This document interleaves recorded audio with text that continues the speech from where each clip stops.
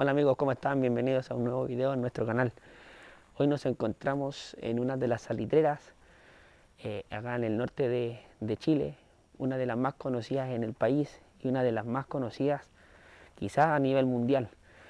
Estamos hablando de una salitrera en la cual tuvo en su época de apogeo alrededor de 3.700 habitantes, la cual contaba con líneas telefónicas, contaba con hoteles, piscinas, teatro, pulpería y un sinfín de cosas, prácticamente como una ciudad, pero en medio del desierto más seco del mundo. Estamos hablando de una salitrera en la cual cierra en el año 1960, estuvo involucrada en los años gloriosos de este país económicamente hablando. Además de eso también estuvo involucrado en grandes cambios en lo que es hoy el tema laboral en Chile. Estamos hablando de la salitrera Santiago Humberton.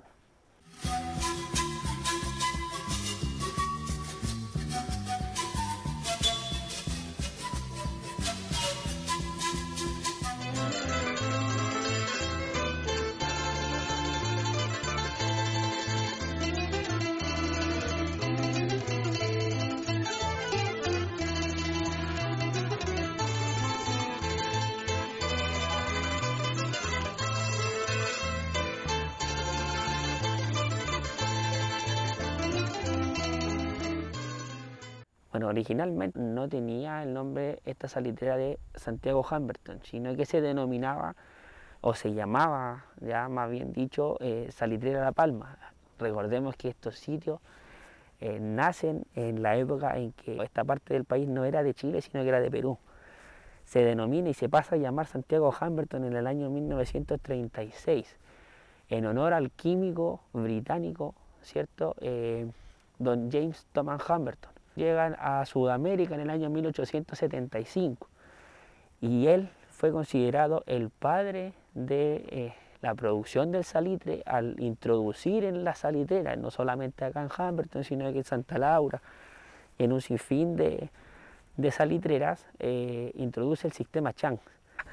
Bueno, entonces para entender la bonanza que tenía este sitio árido, seco, caluroso, como el que tenemos hoy día, son las 11:25 y hace un calor impresionante.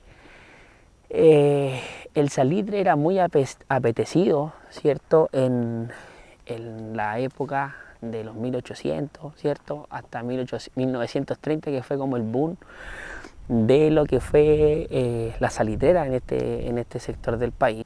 La bonanza que tuvo este sitio fue principalmente el salitre. El nitrato de sodio, que es el salitre, ¿cierto? Se utilizaba principalmente en Europa, que era el principal comprador, los países europeos eran los principales compradores del salitre. Se utilizaba para hacer un tipo de fertilización para sus campos en los países productivos de manera agrícola. Muy apetecido, como decía, para los europeos, ¿cierto? Y también no solamente funciona o servía, perdón, para lo que era el sistema agrícola y para los productos las verduras, las frutas que utilizaban o que se producían en el campo europeo, sino que también lo utilizaban para hacer pólvora. Por eso cuando en la Primera Guerra Mundial los alemanes descubren el salitre sintético, la producción a nivel mundial que tenían esta salitrera ya se fue en picada, en decadencia, bajó muchísimo la producción. Recordemos que Humberton tenía mensualmente producidas 2.000 toneladas de salitre. O sea, era una locura lo que se producía en este sector, y no solamente acá, sino que, como les decía anteriormente, en Santa Laura y en otras salitreras hacia el sur, ¿cierto? Se producían muchísimos salitres. Entonces, los alemanes, al descubrir el salitre sintético, ¿cierto? La producción se fue a pique, bajó muchísimo, y muchas de las oficinas más pequeñas que esta, ya recordemos que esta es una de las más grandes, ¿cierto? Tuvieron que cerrar. Bueno, en 1872 entonces este sector, principalmente Humberton, es uno de los centros de explotación más grandes de salitre del norte de nuestro país. Al ser uno de los más grandes, ¿cierto? Atraía muchas personas, muchos afuerinos, sureños, del norte los peruanos, del altiplano los bolivianos, venían a trabajar porque era una época que se ganaba muchísimo dinero en este. Hacer un paréntesis, que el dinero no lo ganaban los obreros, sino que lo ganaban los dueños de la salitrera, ya que a los obreros le pagaban con ficha. Entonces, al tener una mayor sobrepoblación de lo que era el lugar, se construyeron hoteles, se construyeron la pulpería, se construyeron iglesias, se construyeron canchas de tenis, canchas de fútbol, piscinas y colegios como el que tengo en mi espalda, ¿cierto? Y el que vamos a pasar a conocer en estos momentos. Bueno, amigos, entonces llegamos a la zona del colegio, en este caso de Humberton, denominada y llamada después de 1938 como escuela número 35. Este colegio funciona y se crea a partir del aporte, ¿cierto?, de los padres y algunos miembros de la salitera con mayor poder económico, ¿cierto?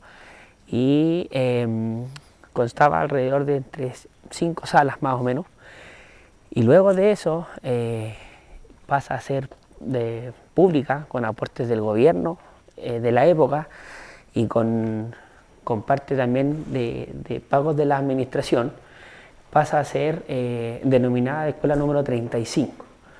La escuela número 35, una de las grandes celebridades que vino a este colegio principalmente fue la Premio Nobel de Literatura Gabriela Mistral. Ya en estos pupitres o en estas salas pudo haber estado Gabriela Mistral con los niños de esta oficina salitrera. Y lo principal ¿cómo llamarlo? Luz que tenía este sitio, ¿cierto?, era que no tenía distinción socioeconómica. Acá podían venir a estudiar tanto los hijos de los obreros, los hijos de las sirvientas, los hijos de los dueños de la salitrera, los que tenían mayor poder económico con los que tenían menor poder económico. ¿Ya? Se crean estos colegios también porque la ley, la reforma en ese tiempo obliga a todos los sitios tener un colegio y brindarle una educación a los niños. Bueno, muchachos, seguimos con el recorrido en la salitrera Humberton, ¿cierto? Y yo les nombraba recién que Gabriela Mistral visitó la escuela que tengo atrás en mi espalda, pero no fue la única celebridad o el único personaje importante que estuvo dentro de estos sitios. En el teatro, que es el sitio donde vamos a visitar ahora, estuvo Gabriela Mistral, estuvo Pablo Neruda, estuvo presidente Frei Montalva y el presidente Salvador Allende. Y una de las celebridades, como dato curioso, más reconocida hoy en día en nuestro país, Violeta Parra también visitó estos sitios. Y Violeta Parra, me van a creer que el público en este sector la pifió. ¿Por qué la pifió? Porque no entendían su cantar. Violeta Parra, el canto que tenía ella no era conocido en este sector. ¿Por qué? Porque este sector todavía predominaba muchísimo lo que era la música peruana, la música boliviana, ¿cierto? El vals peruano, los bronces. Y, perdón si me agito un poco porque con la mascarilla es imposible hablar bien. Y entra esta persona, Violeta Parra, al teatro que tengo a mi espalda, entra y toca un par de canciones y la gente la empieza a abuchear. Entonces es increíble cómo la cultura era muy distinto dentro de este sitio, era muy distinto. Vamos a pasar a conocer el teatro para que lo vean cómo es por dentro.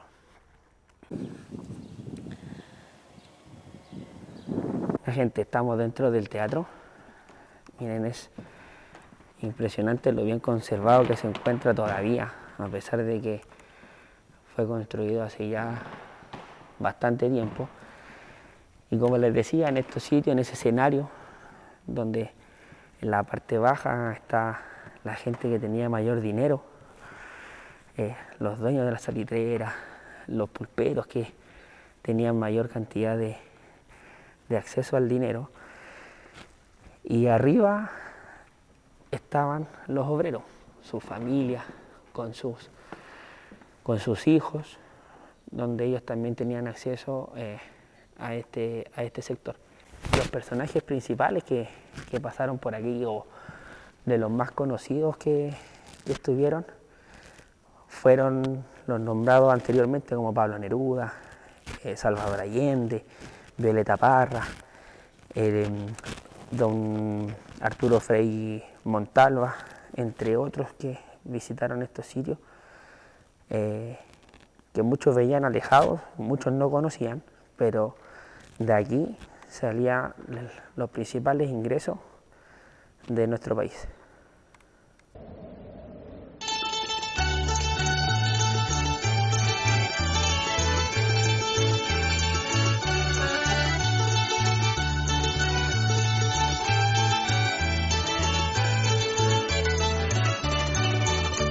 Ladrón de amores me llaman por robarme tu cariño, como un juguete que a un niño se le antojará al pasar. Bueno, entonces en mi espalda ahora nos encontramos en lo que era la pulpería. La pulpería en sí era tipo supermercado en ese tiempo. Ya recordemos que a los obreros le pagaban con fichas que la venían a canjear en este sector, ya sea por pan, por agua, por comida, carne, abarrote, por ropa, por lo que se pudiese canjear según lo que le alcanzaba con las fichas que le entregaban, ¿cierto? El origen del nombre pulpería no está del todo bien claro. Ya dicen que muchos lo denominan porque en antiguos mercados vendían pulpas, ya, y pasan por un tema de alcance de nombre a llamarse pulpería. Otros porque decían que vendían pulpos dentro de estos mercados, y la verdad que no se tiene un conocimiento acabado del nombre real, del por qué se le llamaba pulpería a estos mercados enormes donde se vendían, como les decía, abarrotes, carne, pan y un sinfín de cosas. Y tienen mucho, el audio que hay en este sector concuerda con el audio de la época. Bueno, entonces acá tenemos lo que es algo parecido a lo que era el dueño de la pulpería, ¿cierto? Como la oficina de él, donde él tenía el control de todo lo que se vendía en la pulpería, y no pasara que alguien se hiciera el vivo, por decirlo de alguna manera, y sacara más de lo que le correspondía. Tenemos sectores, por ejemplo, la verdulería, por ejemplo, lo que era el menaje, lo que era la soya, lo que eran los cucharones para que la gente pudiera comer. Tenemos allá los abarrotes. La panadería era un sector muy apetecido, al chileno le encanta el pan. Y miren, tenemos súper bien ambientado el sitio donde hacían el pan, el horno, con el sonido del fuego. No, espectacular, muy bien ambientado a la época. Pero si eso lo sabemos, la cosa es que salimos mal parados nosotros porque la gente reclama.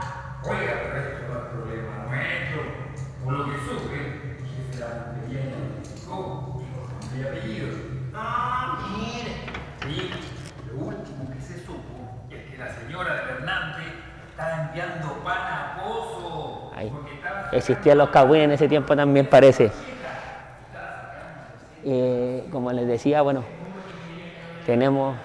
esta es la gran pulpería de este sector. En el sector de allá, por ejemplo, tenemos lo que eran las telas. Vendían telas para que las mismas señoras de acá que cosían y todo eso, se hacían sus vestidos para los días domingos. Recordemos que acá habían, los días domingos eran los días familiares y todo era como de primera calidad, pero recordemos que casi la mayoría y los dueños eran ingleses, entonces las telas que traían eran importadas directamente desde Europa a la carnicería. acá también, como les decía. Entonces la gracia que tenían esto, o no la tan gracia, era que el obrero venía con su ficha, o la señora del obrero venía con sus fichas, les decía, ¿sabe qué? Me alcanza, tengo tantas fichas, y el tipo le decía un trozo de carne, un pedazo de pan, no sé, 3 tomates, no sé, 2 tarros de atún, y eso era lo que tenía para comer. Eso era lo que le alcanzaba con las fichas que se les pagaba por el trabajo que hacían en el desierto, que era la extracción del caliche y posteriormente el desembarco para el puerto y así poder mandar el salitre a Europa.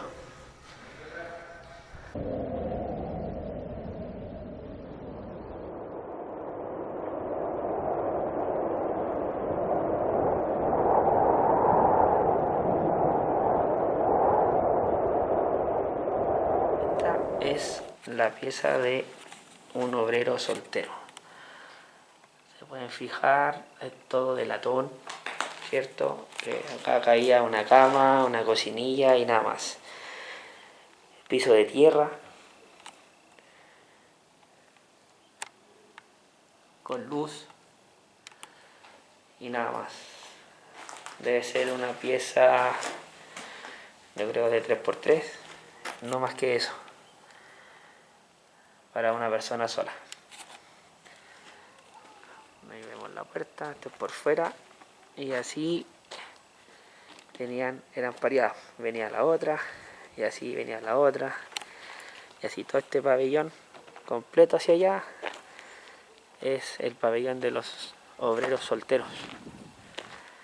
Y no solo de los obreros solteros, sino que de quien viniese a trabajar y fuera solo, caía dentro de este pabellón.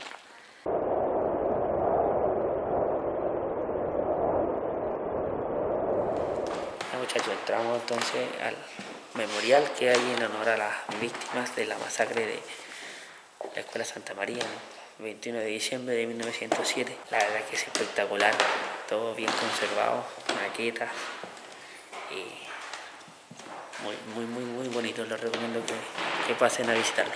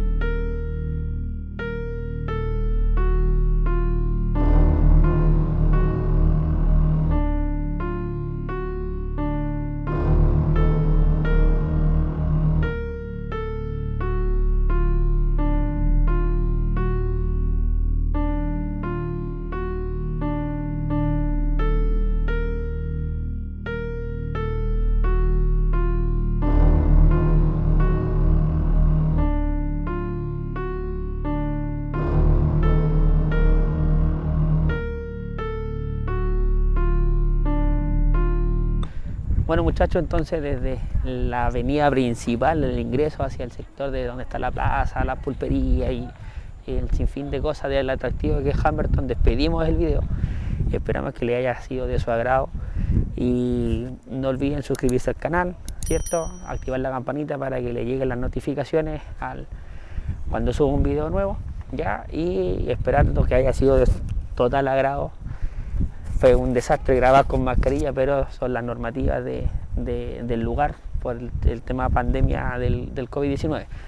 Así que desde este maravilloso sitio nos despedimos. Adiós.